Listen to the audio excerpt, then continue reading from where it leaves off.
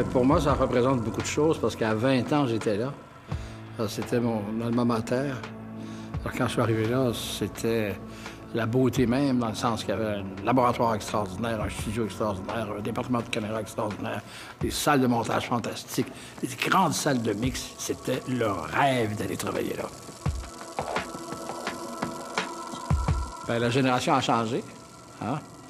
Et les technologies ont changé. On a tranquillement décidé d'amener l'ONF vers la télévision, plus rapide, plus simple.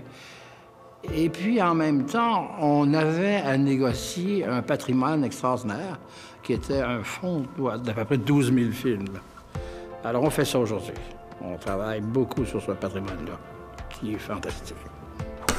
Ils ont tourné à travers le monde parce qu'à l'époque de la guerre, le Canada était le seul endroit où on envoyait les films. C'est-à-dire que pendant la guerre, des fois, quand ils saisissaient des films ou des laboratoires, ils envoyaient tout le matériel à Ottawa, qui était codifié.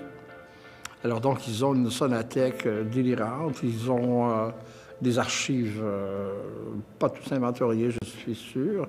Et c'est un endroit idyllique dans ce sens-là. On espère que la nouvelle direction va réveiller des attentes au niveau d'Ottawa, surtout, qui redémarre, qui retravaille ça différemment. L'idéal, ça serait de rebâtir une génération de jeunes cinéastes. Nous, on nous a amenés quand on avait 20 ans.